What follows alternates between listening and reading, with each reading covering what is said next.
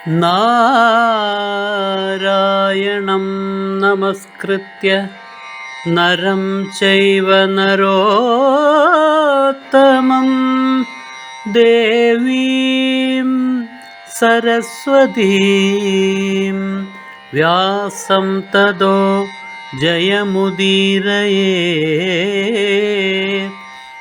അർത്ഥശാസ്ത്രമിദം പുണ്യം ധർമ്മശാസ്ത്രമിദം പരം മോക്ഷശാസ്ത്രമിദം പ്രോക്തം വ്യാസേനാമിത ബുദ്ധിനാ.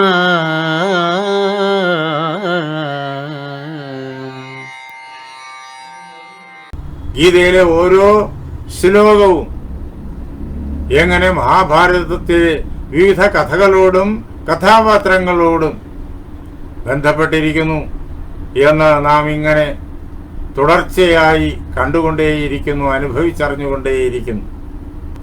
അങ്ങനെ വ്യാസനിർമ്മിതമായിരിക്കുന്ന അത്ഭുതകരമായ ഈ ഇതിഹാസകാവ്യം നാം ഇപ്പോൾ നേരിട്ട് പഠിക്കുകയാണ്. അത് ഗീതയുടെ വെളിച്ചത്തിൽ പഠിക്കുകയാണ്. ഈ ഇതിഹാസ കാവ്യത്തിന്റെ പഠനത്തിലൂടെ നാം ഗീതാ പഠനത്തെയും വളരെയേറെ ഊർജിതമായിട്ട് മുന്നോട്ട് കൊണ്ടുപോകുന്നു. മഹാഭാരതം അറിയാൻ ഗീത അറിഞ്ഞിരിക്കണം, ഗീത അറിയാൻ മഹാഭാരതവും അറിഞ്ഞിരിക്കണം. എന്തുകൊണ്ടെന്നാൽ ഗീതയുടെ കഥാമയ ആവിഷ്കൃതിയാണ് മഹാഭാരതം. ഗീതയിലെ 16-ാം അധ്യായമാണ് കഴിഞ്ഞ കുറേ ദിവസമായിട്ട് നമ്മൾ ചർച്ച ചെയ്തുകൊണ്ടിരിക്കുന്നത്, ദൈവാസുര സമ്പദ് വിഭാഗയോഗം. അതിൽ ദൈവീ സമ്പത്തിന്റെ സ്വഭാവവിശേഷങ്ങളെ കുറിച്ചുള്ള ചർച്ച കഴിഞ്ഞു. ആസുരി സമ്പത്തിന്റെ സ്വഭാവവിശേഷങ്ങളുടെ ചർച്ച നടന്നുകൊണ്ടേയിരിക്കുന്നു. ദംഭോ ദർപ്പോ അതിമാനശ്ച ക്രോധ പാരുഷ്യമേവ ച അജ്ഞാനം ച അഭിജാതസ്യ പാർത്ഥ സമ്പദമാസുരീം. അല്ലയോ പാർത്ഥ, ആസുരീ സമ്പത്തിന്റെ സവിശേഷതകൾ ഇതൊക്കെയാണ്: ദംഭം, ദർപ്പം, അതിമാനിത, ക്രോധം, പാരുഷ്യം, അജ്ഞാനം. ഇത്രയും മാത്രമല്ല, വളരെയേറെയുണ്ട്. തുടർന്ന് വ്യാസൻ ഇങ്ങനെ അനേക ശ്ലോകങ്ങളിലൂടെ അതെല്ലാം നമ്മുടെ മുന്നിൽ അവതരിപ്പിക്കുന്നു. അതൊക്കെയാണ് കഥാപാത്രങ്ങളായിട്ട് ഈ മഹാഭാരത ഇതിഹാസ ഗാത്രത്തെ നമ്മുടെ മുന്നിലേക്ക് കൊണ്ടുവരുന്നത്. അതിൽ പാരുഷ്യം എന്നുള്ളത് ചിന്തയുടെ പരുഷത, സ്വഭാവത്തിന്റെ പരുഷത, അത് വാക്കുകളിലും പ്രവൃത്തികളിലും ചലനങ്ങളിലും ഒക്കെ നിഴലിക്കും. അത് നാം നേരിട്ട് കണ്ടുകൊണ്ടേയിരിക്കുന്നു. ദുര്യോധനന്റെ പരുഷത, തന്റെ ഗുരുനാഥനായിരിക്കുന്ന ദ്രോണനോട് തന്നെ അദ്ദേഹം കാണിക്കുന്ന പരുഷത. അതേപോലെ ദ്രോണനെക്കുറിച്ചും കർണനെക്കുറിച്ചും, തന്റെ ആപ്തമിത്രമാണ് കർണനെന്ന് എപ്പോഴും പറഞ്ഞു നടക്കുന്നയാളാണ് ദുര്യോധനൻ. ദുര്യോധനൻ ചിന്തിക്കുന്ന കാര്യങ്ങൾ, ജയദ്രഥ വധത്തോടുകൂടിയിട്ടാണ് ദുര്യോധനന്റെ മനസ്സിൽ അതിശക്തമായിട്ട് ഇത്തരം പരുഷമയമായ വിചാരങ്ങൾ കടന്നുകൂടിയത്. ജയദ്രഥവധം യുദ്ധത്തിന്റെ 14-ാം ദിവസം സൂര്യൻ അസ്തമിക്കുന്നതിന് തൊട്ടുമുമ്പ് നടന്നു. പക്ഷേ എല്ലാ ദിവസവും സൂര്യൻ അസ്തമിച്ചാൽ യുദ്ധം നിർത്തും. പക്ഷെ അന്ന് യുദ്ധം നിന്നില്ല. രണ്ടു വിഭാഗവും വലിയ ആവേശത്തോടു കൂടിയിട്ട് തകർത്ത് യുദ്ധം ചെയ്യുന്നു. ആ സമയത്ത് ദുര്യോധനൻ ദ്രോണന്റെ അടുത്ത് എന്ന് ഈ പരാജയങ്ങൾക്കെല്ലാം കാരണം അങ്ങയുടെ പല പ്രകാരത്തിലുള്ളതായ പാണ്ഡവ അഭിനിവേശമാണ്, അങ്ങയുടെ ആത്മാർത്ഥതയില്ലായ്മയാണ്, അങ്ങ് ചെയ്തിരിക്കുന്ന വഞ്ചനയാണ് എന്ന് ധ്വന്യാത്മകമായിട്ട് പാരുഷ്യത്തെ പ്രകടമാക്കുന്നത് നാം കണ്ടു. അതിന് കൃത്യമായി ദ്രോണൻ കൊടുത്ത മറുപടിയും നാം കേട്ടു. തുടർന്ന് കർണന്റെ അടുത്ത് ചെന്ന് ദ്രോണനെ കുറിച്ച് വാച്യമായി കർണനോട് പരുഷമായ അഭിപ്രായങ്ങൾ ദുര്യോധനൻ രേഖപ്പെടുത്തുന്നു. ദ്രോണൻ വഞ്ചിച്ചു എന്നാണ് ദുര്യോധനൻ പറയുന്നത്. ജയദ്രഥന് സുരക്ഷ വാഗ്ദാനം ചെയ്തു. നിന്നെ ഞാൻ സംരക്ഷിച്ചുകൊള്ളുമെന്ന് അദ്ദേഹം വാഗ്ദാനം ചെയ്തിട്ട് ജയദ്രഥനെ കൊല്ലാൻ അർജുനന് വഴിയൊരുക്കി കൊടുക്കുകയും ചെയ്തു എന്നാണ് വലിയ വിശ്വാസവഞ്ചനയുടെ ആരോപണം ദുര്യോധനൻ ദ്രോണനെ കുറിച്ച് കർണനോട് ചെയ്യുന്നത്.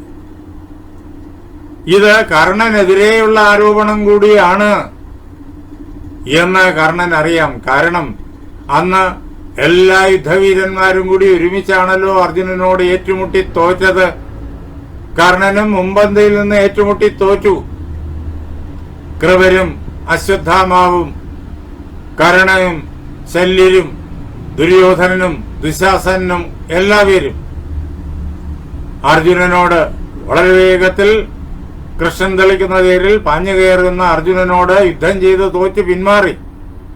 പലരും മറിഞ്ഞു വീണു, പലരുടെയും തേരുടഞ്ഞു.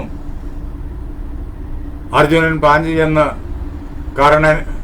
കർണൻ തുടങ്ങിയ എല്ലാ യുദ്ധവീരന്മാരും നോക്കി നിൽക്കവേ അവർക്ക് തടയാൻ കഴിയുന്നതിന്റെ അപ്പുറത്തുള്ള വേഗതയിൽ പാഞ്ഞു ചെന്ന് ജയദ്രഥനെ സംഹരിക്കുകയും ചെയ്തു. അതിന്റെ കാരണം താൻ കൂടിയാണ്. എങ്ങനെ? തനിക്ക് സാധിച്ചില്ല അർജുനനെ തടഞ്ഞു നിർത്താൻ. എല്ലാവരും കൂടി ശ്രമിച്ചിട്ട് സാധിച്ചില്ല. ഒറ്റയ്ക്കല്ല താൻ അർജുനനെ തടയുന്നത്, എല്ലാവരും കൂടെ ഉണ്ടായിരുന്നു, എന്നിട്ട് സാധിച്ചില്ല. അപ്പോൾ ദുര്യോധനൻ ദ്രോണനെ കുറിച്ച് പറഞ്ഞതായ ഈ ആരോപണങ്ങൾ തനിക്കും സംഗതമാണ് എന്ന് കർണൻ അറിയാം. തന്നെ കുറിച്ചുള്ള ആരോപണങ്ങൾ കൂടിയാണ്. ദ്രോണന്റെ പേരിൽ ഇതൊക്കെ പറഞ്ഞു വെക്കുന്നു എന്ന് മാത്രമേ ഉള്ളൂ. കർണൻ അതിനെ ന്യായീകരിക്കുന്നത്, ദുര്യോധനന്റെ പരുഷ വാക്യങ്ങളെ ന്യായീകരിക്കുന്നത് നാം കുറെ ഭാഗം കഴിഞ്ഞ ദിവസം കേട്ടു. കർണന്റെ ന്യായീകരണങ്ങൾ പലതുണ്ട്. അതിൽ അവസാനം നാം കേട്ടത് 2 കാരണങ്ങളാലാണ് ദ്രോണൻ പരാജയപ്പെട്ടത്.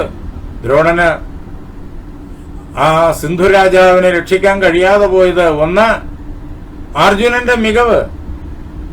കൃഷ്ണൻ തെളിക്കുന്ന തേരില് വാനര അടയാളമുള്ളതായ, ഹനുമാന്റെ അടയാളമുള്ളതായ ധ്വജം പാറിക്കളിക്കുന്ന തേരില് മിന്നൽ വേഗതയില് ആക്രമിച്ചുകൊണ്ട് പാഞ്ഞു കയറുന്ന അർജുനന്റെ ആ മികവിനെ താങ്ങാൻ അവർക്കാർക്കും കൂട്ടായി ശ്രമിച്ചിട്ട് സാധിച്ചില്ല. അർജുനന്റെ ഈ മികവാണ് വളരെ വിശദമായിട്ട് കർണൻ ദുര്യോധനെ പറഞ്ഞു കേൾപ്പിക്കുന്നത് കാണും. അതുകൊണ്ട് ദ്രോണനെ കുറ്റം പറഞ്ഞിട്ട് കാര്യമില്ല. ഇനി മറുവശം ദ്രോണപക്ഷത്തിൽ ഉള്ളതായ ദൗർബല്യം, മനഃപൂർവ്വമല്ല ദൗർബല്യം, ഏതെങ്കിലും പ്രകാരത്തിൽ അർജുനന് സഹായമൊരുക്കണമെന്ന് വിചാരിച്ചിട്ടുമല്ല. പിന്നെയോ വളരെ സ്പഷ്ടമായിട്ട് കർണൻ ദുര്യോധനോട് പറയുന്നു,